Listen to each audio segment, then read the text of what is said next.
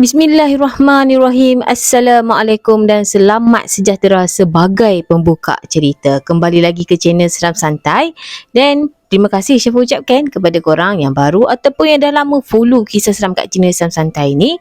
Dan kali ni Syafa nak kongsikan dengan korang tentang beberapa kisah seram yang berlaku di sekolah, terutama sekali dekat asrama. Sebelum tu, kalau korang tak like lagi video ni, korang boleh tekan butang like. Kalau korang tak subscribe lagi channel Seram Santai ni, korang bolehlah tekan butang subscribe. Macam yang kita tahulah kan, sekolah ni antara lokasi yang banyak menyimpan kisah-kisah seram.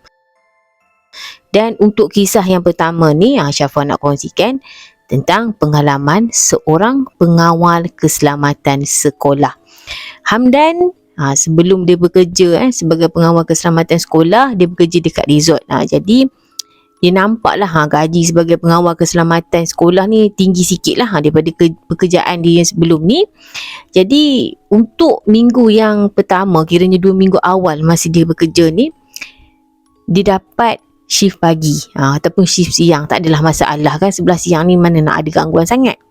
Jadi bila minggu yang seterusnya, dia masuk kerja malam. Dia hari pertama dia masuk kerja malam tu, dia tak fikir apa-apalah, macam gangguan ke, kejadian-kejadian aneh ke apa, dia tak fikir lagi. Sampailah lebih kurang pukul 2 pagi, masa tu Hamdan dengan kawan dia, rakan sekerja dia, duduk dekat dalam pondok pengawal tu.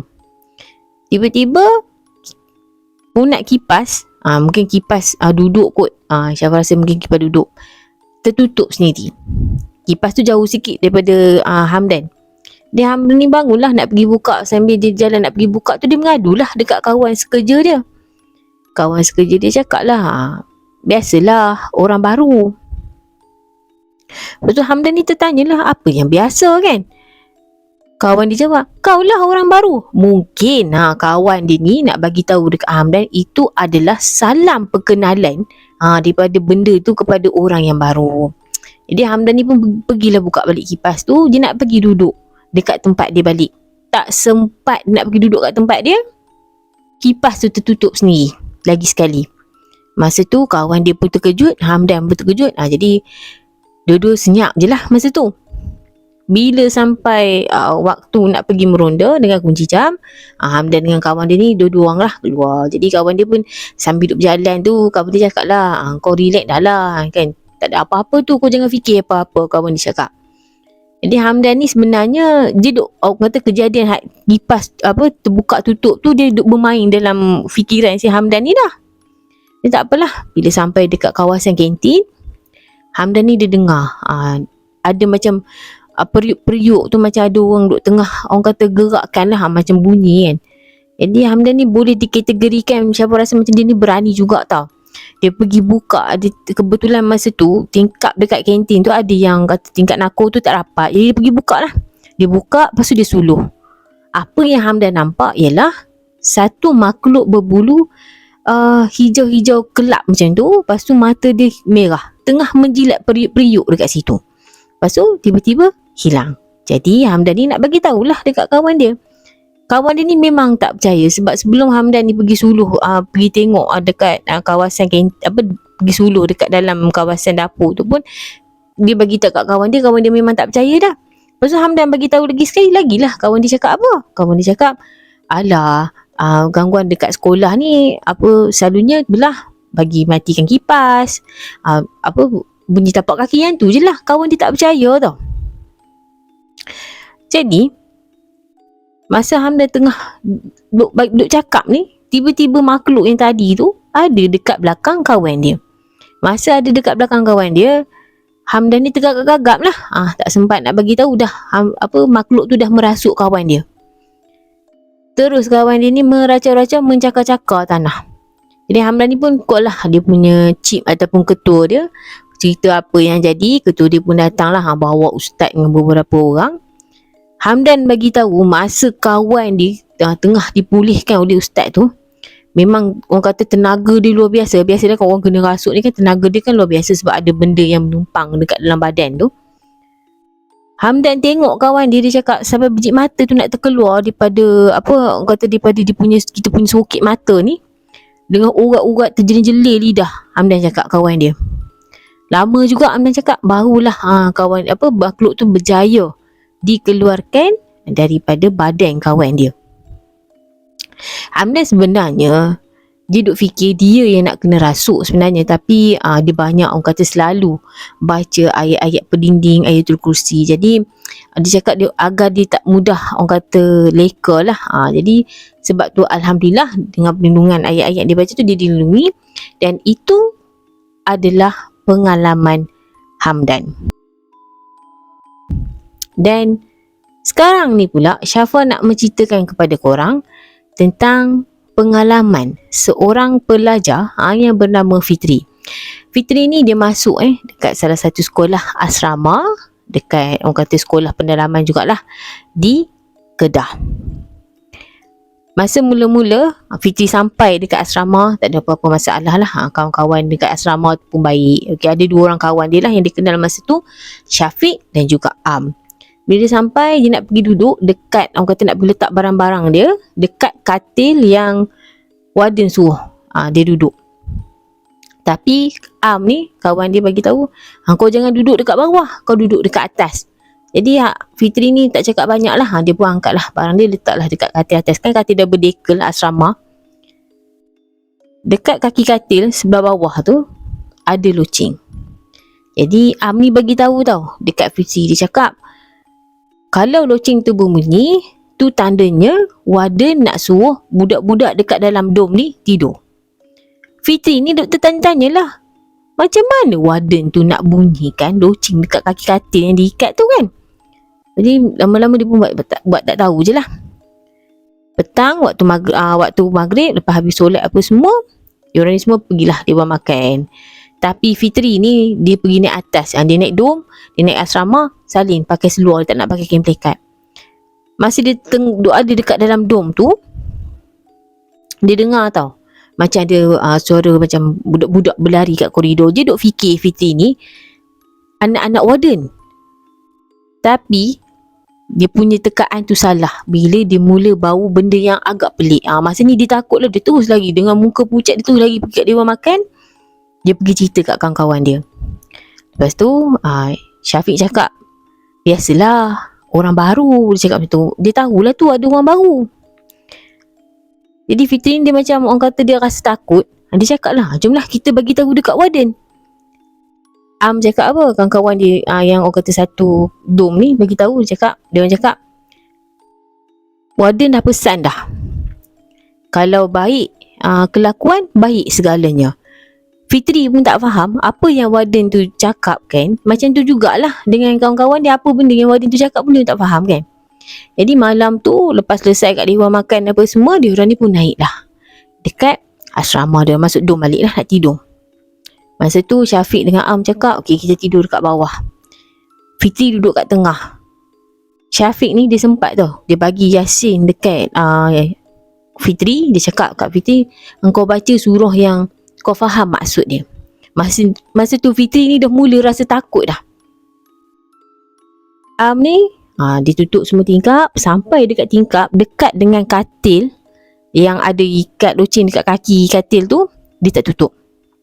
Jadi dia pun duduk lah, duduk sembang. Am tanya dekat Fitri, kau ada tak bawa benda untuk lindungi kau? Jadi Fitri ni bagi tahulah, nenek dia ada bagi sebatang jarum lama yang disimpan dekat dalam pensel box. Tengah diorang ni duduk tengah sembang pasal jarum tu, tiba-tiba loceng dekat kaki katil tu berbunyi nyaring. Semua lari tidur. Pejam mata. Jadi Am tu dia sempat pesan dekat Fitri, dia cakap kalau kau nampak benda yang pelik, kau pejam mata. Tapi Fitri ni macam orang kata dia ni tertarik untuk tengok ke arah hujung, dekat dengan katil yang ada loceng tu. Dia nampak ada makhluk berbulu besar, tangan panjang. Dia takut masa tu, dia baca-baca surah apa semua, sampailah dia tertidur. Esok pagi tu macam biasalah, dia ni suka cerita kat kawan dia. Dia pun ceritalah dekat Syafiq. Syafiq cakap, itulah makhluk yang mengawasi budak-budak dekat asrama. Banyak kali dah orang kata usaha untuk usir makhluk tu tapi tak berjaya. Sebab makhluk tu macam tahu je ada yang nak mengusir dia daripada asrama tu. Jadi Fitri ni orang kata dia agak macam terkejut jugalah lepas kejadian tu, dia macam sakit jugalah, tak sihat. Jadi dia pun bagi tahulah kat bapak dia, dia cerita apa semua kat bapak dia. Jadi bapak dia cakap bapak dia nak datang ke asrama tu dengan 2 orang. Dua orang lah, dengan seorang lagi kawan bapak dia nak main. Tak sempat lagi bapak dia pergi ke asrama, Fitri ni dia dapat dah surat suruh keluar. Warden suruh keluar daripada asrama tanpa alasan yang tak pasti. Dan malam tu Fitri bagi tahu malam yang makhluk tu masuk dalam kawasan dom tu, yang dia nampak tu, dia cakap makhluk tu seolah-olah mencari sesuatu. Itu adalah pengalaman Fitri. Okey korang, untuk 2 kisah yang terakhir ni adalah kisah yang pendek-pendek je lah. Dia adalah kisah yang dikongsikan oleh seseorang. Dan pengalaman dia tak karang panjang pun, karang dia pendek-pendek je. Okey, siapa bagi nama dia sebagai Sarah. Sarah ni daripada dia form 2 sampailah dia form 4, dia adalah exco agama dekat asrama dia. Sebab kiranya tugas exco agama ni ialah mengawal pelajar-pelajar yang terkena histeria. Jadi dia ni memang dah lama lah memegang jabatan sebagai exco agama. Sarah bagi tahu adalah seorang student yang duduk kat asrama ni, yang diorang gelarkan sebagai adik. Dia ni selalu kena histeria lah. Satu malam si adik ni kena histeria dengan lagi seorang budak. Exco agama ni macam biasalah, Sarah dengan kawan dia peganglah, seorang pegang yang kena yang si adik ni, yang seorang lagi tu peganglah yang lagi seorang. Pasal ada lagi beberapa orang lah sini-sini yang tolong pegang kan. Sarah bagi tahu kawan dia yang tolong pegang tu tengah datang bulan, kiranya tengah period lah. Bila orang kena histeria ni kan, mata dia kan mengikut je makhluk yang dia nampak tu kan. Sekejap dekat atas mari, sekejap dekat bawah, sekejap dekat atas mari apa semua. Tiba-tiba mata si yang kena rasuk tu, yang kena histeria tu, tertengok dekat kawan dia yang tengah period tu. Lama pula tu. Lepas tu Sarah cakap kawan dia tu macam cuak jugalah kan, sebab lama pula makhluk tu macam yang kena rasuk tu duduk tengok kan, rasa takut jugalah kawan dia ni. Tapi lama juga. Lepas tu kawan dia pun dah naik berpeluh-peluh.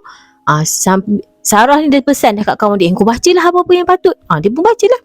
Lepas tu semuanya kembali tenang. Warden pun datang apa semua untuk pulihkan diorang ni, untuk pulihkan budak-budak histeria ni. Untuk kisah yang kedua, ini pengalaman Sarah yang kedua. Malam tu dia cakap dia tak boleh nak tidur. Tak tahulah sebab apa dia tak boleh nak tidur. Jadi dia cakap mungkin sebab nyamuk ke panas ke, dia tak pastilah. Dia dengar macam kan dekat bawah asrama kan dia macam ada grill besi tu. 2, 3, 4 kali jugalah dia dengar. Dia cakap pintu grill tu tertutup terbuka, tertutup terbuka. Dia pelik lah, takkan pengawal keselamatan nak tutup pintu pagar grill tu berkali-kali. Jadi dia pun nak tertidur. Masa dia terlelap tu, dia terdengar tau, ada macam suara hilayan nyaring panjang pun dia cakap. Jadi dia balik daripada asrama, dia balik rumah. Dia ceritalah kat mak dia. Dia ceritalah dia dengar apa semua kan. Mak dia cakap itu mungkin hilayan Pontianak. Dan macam itulah kisah yang orang kata, beberapa kisah asrama yang Syafa nak kongsikan dengan korang.